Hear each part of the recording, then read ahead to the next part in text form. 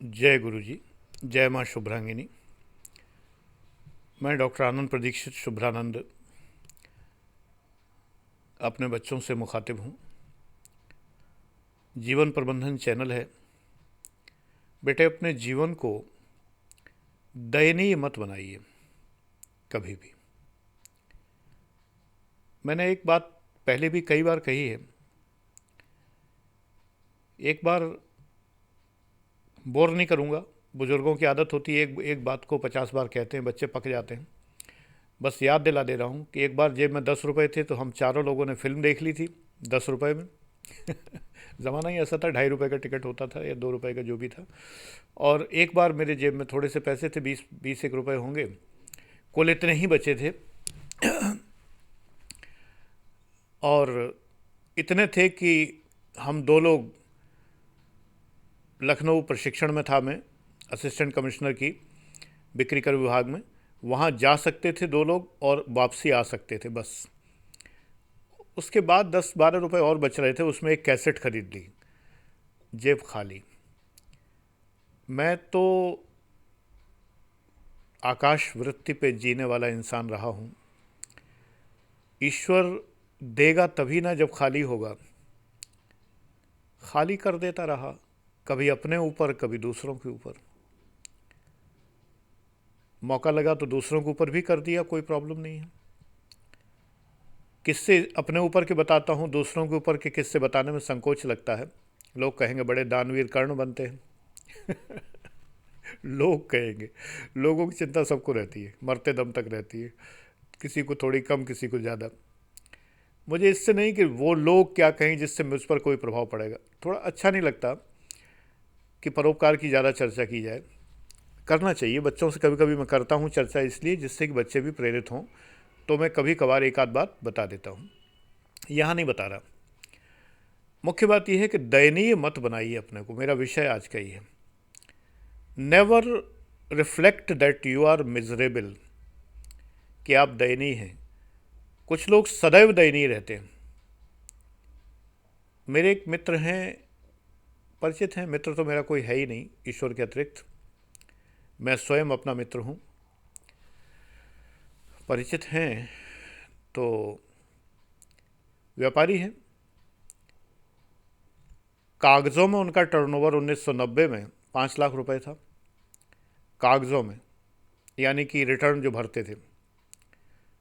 20 एक लाख तो रहा ही होगा। व्यापारी 25% भी दिखा दे तो बहुत बड़ी बात है। ये तो हिंदुस्तानी व्यापारी की विशेषता है। 1990 में जो व्यक्ति 20 लाख की बिक्री करता हो, आज 4-5 साल पहले की बात है, एक बार मिल गए, अरे बड़े दिनों मिले भाई, और क्या हाल चाल। अरे कुछ ना पूछो, आप तो बढ़िया निकल गए, नौकरी छोड़ के पढ़ाने लगे, बहुत अच्छा रहा। यहाँ तो बर्बाद हुए पड़े। है ना, बर्बाद हुए पड़े कहाँ? बोले एक फैक्ट्री लगाई थी डासना में, एक फैक्ट्री लगाई थी सिकंदराबाद के रास्ते, ये था वो था, ये समस्या वो समस्या। मुझे आश्चर्य हुआ, मैं चल दिया। बाद में उनसे मिल के मैंने कहा ठीक है, आप जो भी समझ रहे हैं आप भी पढ़ाने लगो, आ जाओ मेरे यहाँ, हम दोनों मिल के पढ़ाएंगे, इनकम आधी आधी बांट लेंगे। हंसने लगे, बोले इतना ही आता तो क्या नहीं था, धंधा आता है, पढ़ाना नहीं आता। मैंने कहा ठीक है, चलो कोई बात नहीं, ईमानदार तो हो कम से कम। वास्तविकता यह है कि जिस व्यक्ति का आज करोड़ों की प्रॉपर्टी हो, करोड़ों की टर्नओवर हो, वो व्यक्ति अगर दुखी है, परेशान है, मिजरेबल है, दयनीय है, क्यों?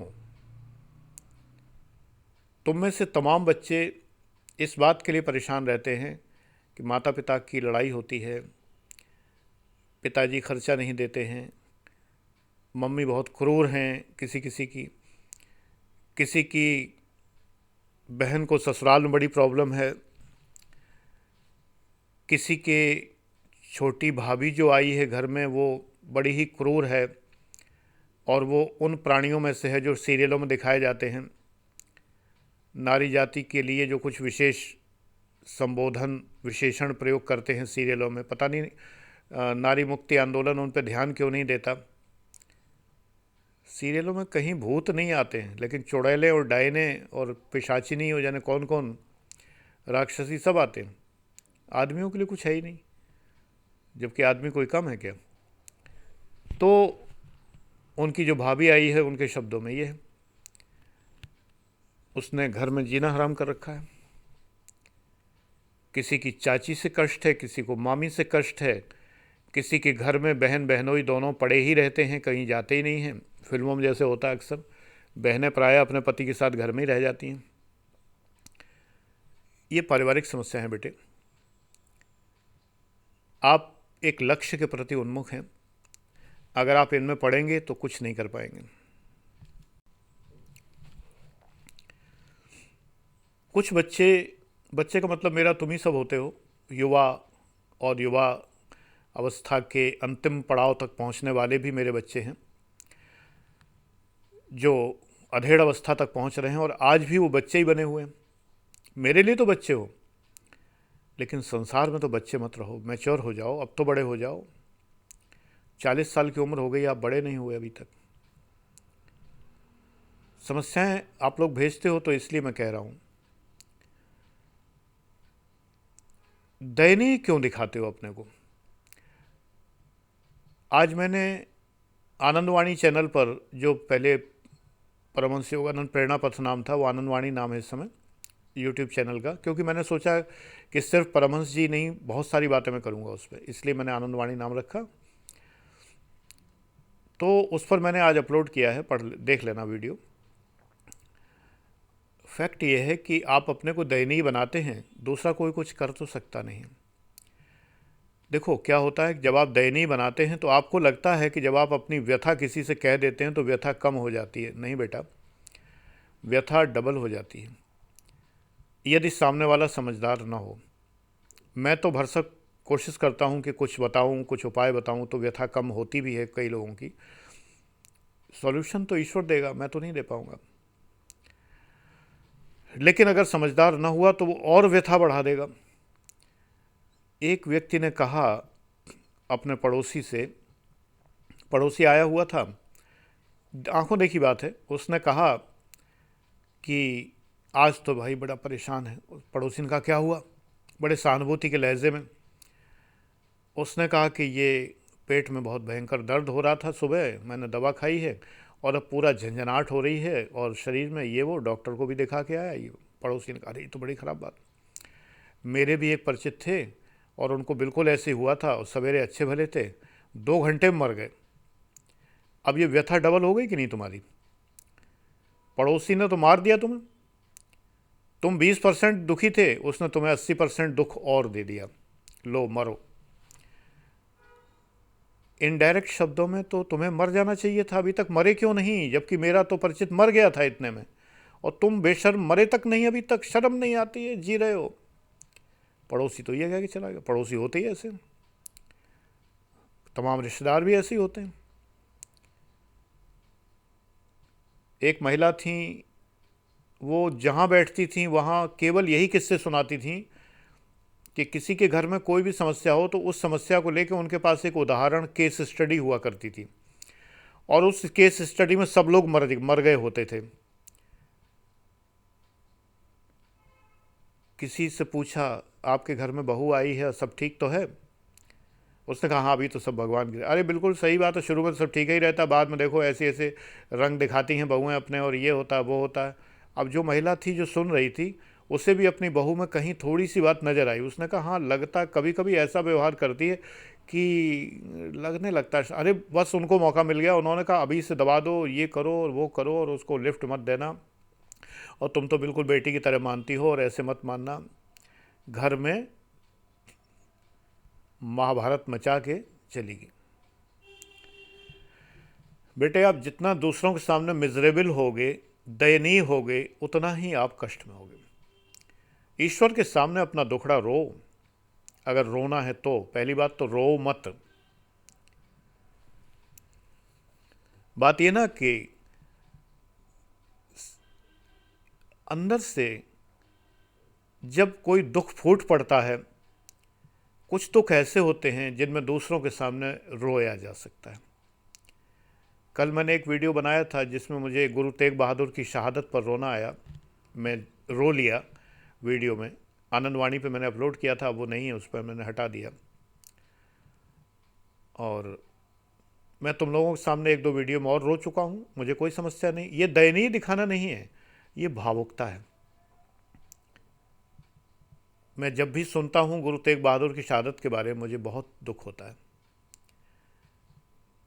तो ऐसे ही ये रोना या ये प्रदर्शन कोई इसलिए नहीं है कि कोई ये कहे कि देखो देखो कितना, ये तो हृदय से निकले हुए आंसू होते हैं। लेकिन अगर तुम यूं ही अपनी हर समस्या पर रो के दूसरों को दिखाओगे बेटा, दूसरे कर तो कुछ पाएंगे नहीं। अगर तुम्हें बहुत चाहते हैं, जैसे कि मैं तुम्हें बहुत चाहता हूँ, अगर बहुत चाहते हैं तो अगर एक दो उपाय भी बताएंगे तो वो उपाय तुम पर लागू नहीं होगा। बेटा जीवन इतना उलझा हुआ है कि कभी कभी ये सुलझता नहीं। तुम क्या समझते हो, तुम्हें मेरे कहने से लगता होगा कि मैंने बहुत अच्छे माँ बाप पाए, बहुत अच्छा भाई पाया, भाई की पत्नी बहुत अच्छी हैं, मेरे बेटे बहुत अच्छे हैं, बेटे की बहुएं बहुत अच्छी हैं, पत्नी बहुत अच्छी हैं, नाती पोते बहुत अच्छे हैं, मेरा नज़रिया बहुत अच्छा है। असली बात ये, घर में क्या कभी झगड़े नहीं होते थे? माता पिता में भी हो जाते थे कभी कभी। माँ चुपचाप आंसू बहा लेती थी। अब मैं पिता के विरुद्ध हो जाता कि पिता ने डांट दिया माँ को, बड़े क्रूर हैं, इसी को दूसरे नज़रिए से देख सकता था। बहुत सी बातें ऐसी हैं जिसमें मैं अगर नेगेटिव नज़रिया लेता तो मैं परिवार के हर सदस्य में कमी निकाल देता। लेकिन सब बहुत अच्छे हैं क्योंकि मेरा नज़रिया बहुत अच्छा है।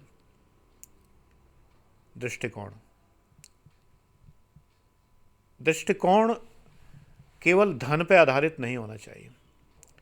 एक बार एक स्टूडेंट ने अपनी बातें शेयर की, तो उसने पहले तो कहा था कि उसके पिता बहुत निकृष्ट हैं, बहुत बेकार हैं, ये है वो है, और माँ तो माँ होती है। लड़की थी वो जिसने शेयर किया, माँ तो माँ होती है, माँ तो बहुत। और 6 महीने बाद जब उसने शेयर, मुझे तो याद रहा, 6 महीने बाद कहा पिता पिता ही ध्यान रखते हैं घर में और कोई नहीं है, माँ तो बहुत थी। मैंने कहा बेटा पिछली बार तो ऐसे कहा था।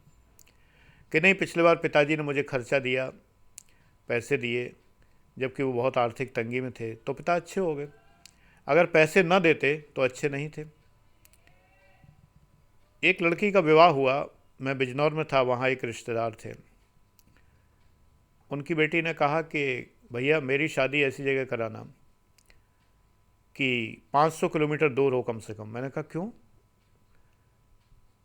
कि इस परिवार में न बहनें मेरी हैं, न भाई मेरा है, न पिता मेरे हैं, न माँ है, कोई मेरा नहीं, बस आप ही मुझे अपने लगते हो, आप मेरे लिए लड़का ढूंढो। ईश्वर की कृपा कि मैंने ढूंढ भी दिया और अपनी समझ से अच्छा ढूंढ दिया, और 500 किलोमीटर दूर ही मिला अपने आप, मैंने कोई प्रयास नहीं किया।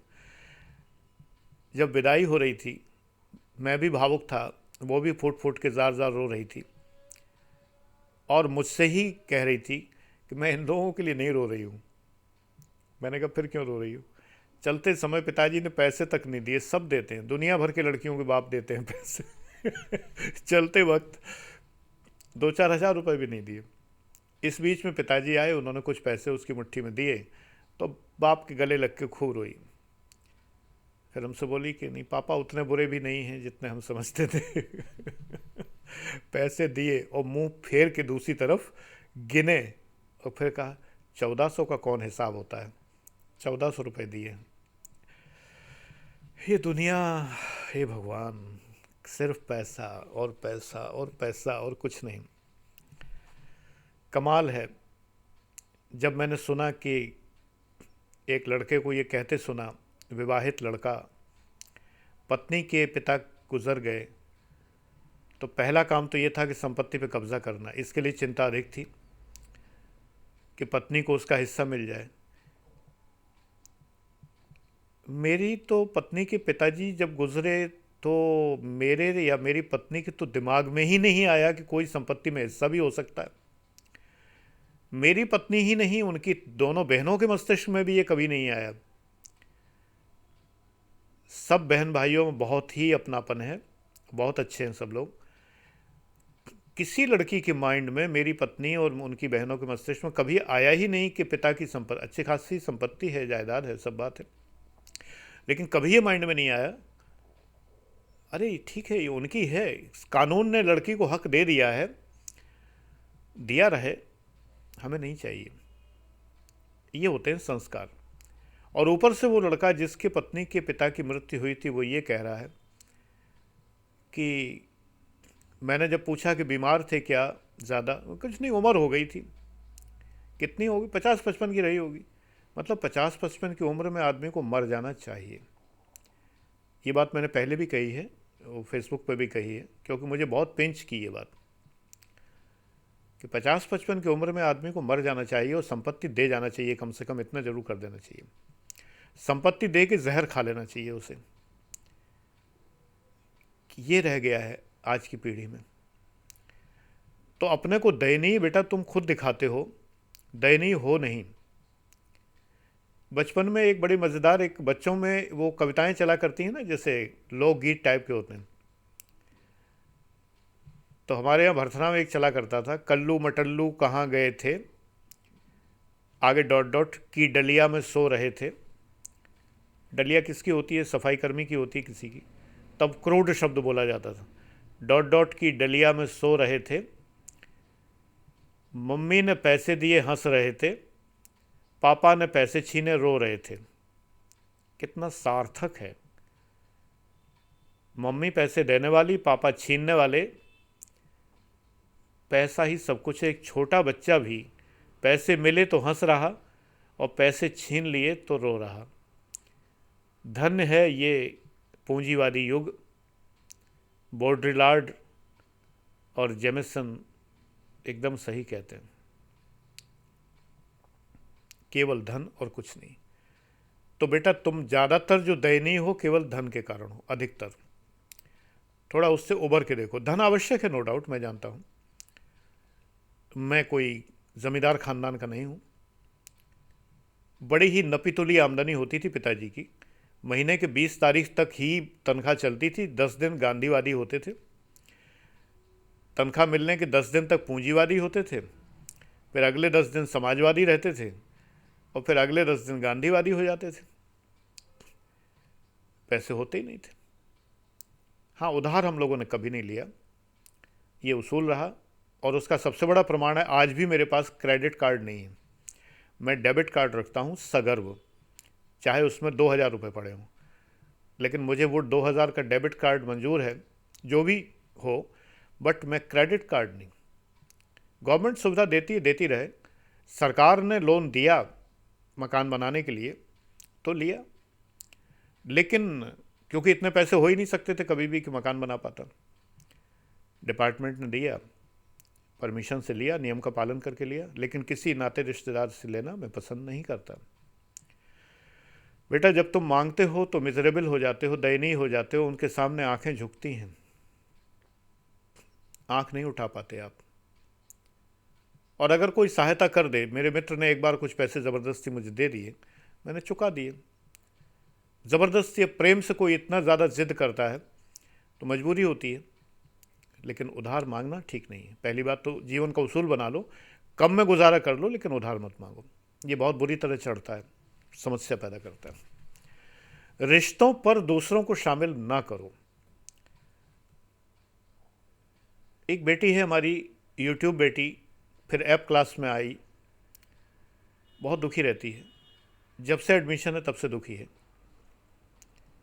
परिवार से दुखी है, कोई वैल्यू नहीं है उसकी। जो कमाती है परिवार छीन लेता है, एक तरह से कमाना छोड़ दिया तैयारी करने की वजह से, तो परिवार में बेइज्जती होने लगी।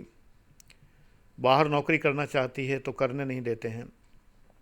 शादी के लिए लड़का ढूंढ नहीं रहे हैं, मिलता नहीं है, पैसे की मांग ज़्यादा है, जो मिलता है लड़की को पसंद नहीं आता। अब बेटा देखो, इन समस्याओं से कोई दूसरा व्यक्ति हमारी इस बिटिया की सहायता नहीं कर सकता। मैं कहता हूँ मन से एक बार ईश्वर से प्रार्थना करो, तो वो कर नहीं पाती है। और यहाँ तक हो गया है कि उसको भूत प्रेतों ने घेर लिया है, घर में प्रेत है, भूत है, ये सब उसे विश्वास है, ऐसा लगता है उसे। झाड़ फूंक वालों पंडितों के चक्कर में भी है। अब तुम सोचो कि मेरे शिष्य होकर तुम क्या कर रहे हो, क्या फ़ायदा हुआ तुम्हें? अगर तुमने जिस दिन से एडमिशन लिया है उसके पहले से ही तुम यूट्यूब पर हो और अगर तुमने एक बार भगवान की प्रार्थना शुरू कर दी होती, अगर तुमने मन से एक बार को उस परम ब्रह्म की आराधना प्रारंभ कर दी होती, तो परिवार में एक भी व्यक्ति अगर आराधना पूजा करता है तो पूरा परिवार सुखी होता है। तुम करके तो देखते। तुम तो तनाव में हो और अपना तनाव सबसे, मान लो मुझसे शेयर करते हो, तो तुम्हारे चेहरे पर जो रहता होगा बाकी लोग भी देखते होंगे। मैं तो बच्चा मानता हूँ, तो और ख़ास करके जब स्टूडेंट हमारे यहाँ एडमिशन लेता है तो उसके प्रति हमारा कमिटमेंट बढ़ जाता है। हम उससे इरिटेट नहीं होते हैं ये समस्याएं बताने से। यूट्यूब पर तो हम ब्लॉक भी कर सकते हैं कि भाई मैं क्या कर सकता हूँ। कई बार होता है ऐसा कि कुछ निरर्थक समस्याएं होती हैं जिनमें मैं कुछ नहीं कर सकता, लेकिन लोग पीछे पड़ जाते हैं तो ब्लॉक करना पड़ता है। लेकिन ऐप क्लास में आने पर तो एक तरह का हमारा एक ज़्यादा जिम्मेदारी बढ़ जाती है। मैं सुनता हूँ, लेकिन मैं ईश्वर से ये प्रार्थना करता हूँ काश मैं इस बच्ची की कुछ मदद कर पाता, लेकिन नहीं कर सकता। बहुत बार ऐसा होता है कि हम अड़ियल होते हैं, ज़िद्दी होते हैं और कुछ चीज़ों को स्वीकार नहीं करते। कुछ चीज़ें हमें स्वीकार करनी पड़ती हैं। अगर एमपी फॉलेट कहती हैं कि कई समस्याओं का कोई समाधान नहीं होता, उन्होंने एक फ़नी एग्जाम्पल दिया है कि यदि एक ही स्त्री से दो पुरुष विवाह करना चाहें तो इस समस्या का मेरे पास कोई समाधान नहीं है। एमपी फॉलेट ने समाधान के 4 सूत्र बताए थे जो पब्लिक एड में पढ़ाता हूँ मैं। उन्होंने कहा मेरे पास कोई समाधान नहीं है। कोऑर्डिनेशन वाले सिद्धांत में उन्होंने बताया हुआ है। यही बात मैं बता रहा हूँ कि पारिवारिक समस्याओं का मेरे पास समाधान तो नहीं है, कोई भी नहीं कर सकता। पारिवारिक समस्याओं का बताने से जी हल्का होता है तो मैं सुनता हूँ, लेकिन सच बात यह है कि अपने आप को एक बार एवेल्यूएशन करना चाहिए। इस बच्ची की समस्या ये है कि अगर विवाह हो जाएगा तो मैं आईएएस की तैयारी नहीं कर पाऊंगी। मैं इससे एक प्रश्न करता हूँ कि जब से तुमने एडमिशन लिया 1 साल हो गया, तब से तुमने कितनी तैयारी की? She has no output till now. परिवार के तनाव के कारण इसका कोई आउटपुट नहीं है। आपने 1 साल 8 महीने 10 महीने जो भी हुआ है वो गंवा दिया पूरा। विवाह हो जाएगा तो तैयारी नहीं कर पाऊंगी, ये सोचकर अगर उम्र 30-32 साल होती चली गई, बेटा आगे विवाह भी नहीं होगा ठीक से। बेहतर ये है, माँ बाप कहते हैं ठीक है, बच्ची कहती है कि ठीक है सर मैं तैयार हूँ कि विवाह हो जाए, लेकिन मेरे लिए कोई लड़का ही नहीं ढूंढता। सीधी सज्जन लड़की है, नहीं तो अब तक ढूंढ लिया होता लड़का उसने और अफेयर चल रहा होता, लेकिन अच्छी सज्जन लड़की है। और मैं समझता हूँ कि उसमें जैसे विवाह योग्य लड़कियों को लोग जैसे देखते हैं, तो ऐसी कोई कमी भी नहीं है कि कोई देख के उसको रिजेक्ट करे। वो चाहती तो बॉयफ्रेंड बना लेती, शादी कर लेती, कुछ भी करती। She is good looking and quite beautiful और इंटेलिजेंट भी है, बट परिवार ने उसको, परिस्थितियों ने बर्बाद कर रखा।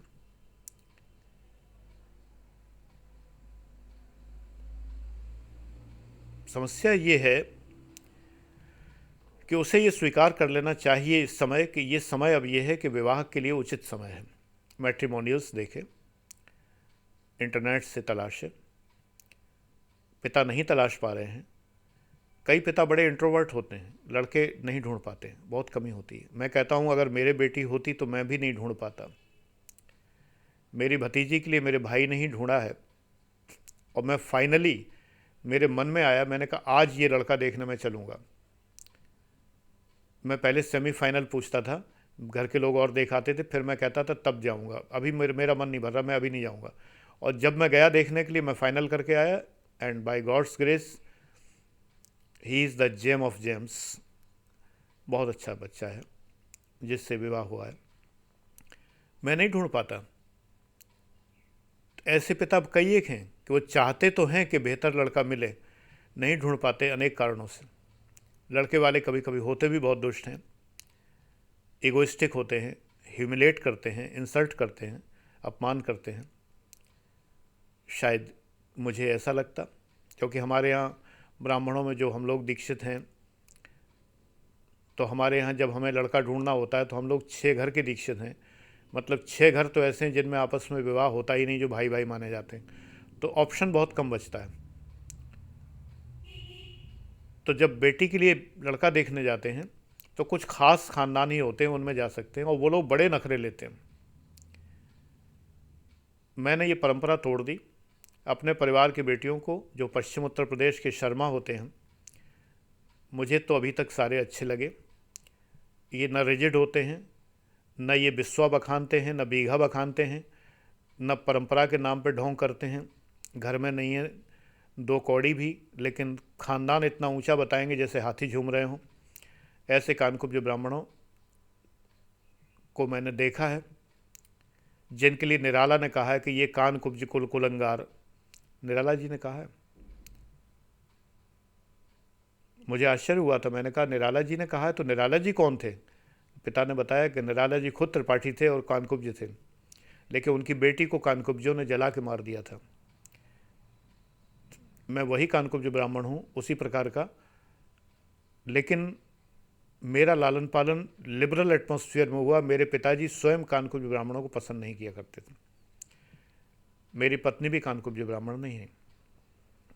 मैंने त्याग दिया था, हमारे परिवार ने त्याग दिया था कि हम इतने रिजिड और जटिल किस्म के ब्राह्मणों के यहाँ विवाह नहीं करेंगे। हमें समाज की परवाह कभी नहीं रही। हमारे पैतृक स्थान के लोग मेरे विवाह में नहीं आए। उन्होंने कहा कानकुब्जों में विवाह नहीं हुआ तो नहीं जाएंगे। नहीं, डोंट बी मिजरेबल, दयनीय मत बनिए। मैं तब थोड़ी पीछे से अफसर था विवाह के समय। अफसर होने के बाद तो ये होता दुनिया झुकती है कदमों में। आप जो करें सब सही। आप आईएएस पीसीएस बनिए, और कोई अफसर बनेंगे तो कोई नहीं झुकेगा। आईएएस पीसीएस बनिए, और बाय द वे आईपीएस बन गए, आईपीएस छोड़ो दरोगा भी बन गए तो दुनिया नीचे आ जाती है। डंडा जिसके हाथ में ना, दुनिया उसके आगे। तो बेटा तुम्हें ये समझाते हैं कि थोड़ा परिस्थितियों को इग्नोर करो। जितना दुनिया के सामने रोओगे, दुनिया कई बार मिरर की तरह बिहेव करती है। तुमने 1 किलो रोना रोया, वही 1 किलो पूरा रिफ्लेक्ट होकर तुम्हारे ऊपर गिरा आके।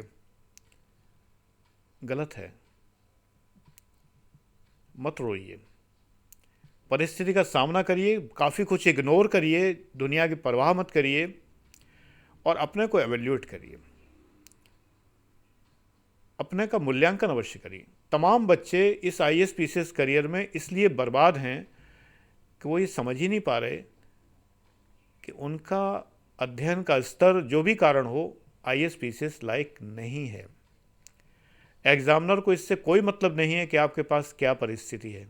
एग्जामिनर तो देखता है कि उत्तर सही है कि नहीं है, तब पास करता है। अगर कोई छोटी नौकरी तब तक पकड़ ली जाए तो तुरंत तुम्हारा प्रश्न होता है कि सर फिर तो हमें टाइम ही नहीं मिलेगा, तो बेटा मैं क्या करूं?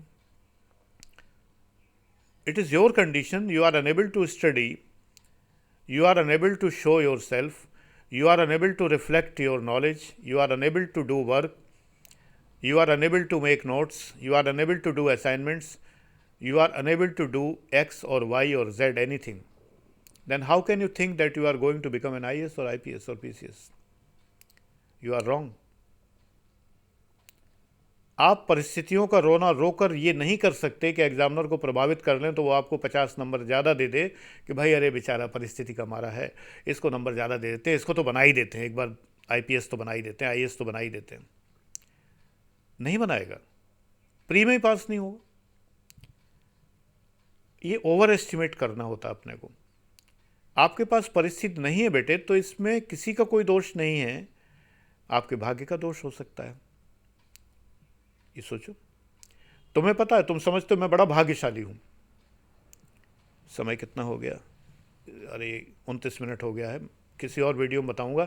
शॉर्ट में ही समझ लो कि 18 साल की उम्र में जब मेरा विवाह हुआ, उसके बाद मैंने बीएससी का एग्ज़ाम दिया था, एमएससी का दिया, डीफिल किया और फिर पीसीएस किया। 4 बार सिलेक्शन हुआ। लेकिन इस पूरे दौरान मेरी पत्नी निरंतर बीमार रही, और इतनी बीमार रहीं कि उनको ग्लूकोज की बोतल ही लगती थी सीधे।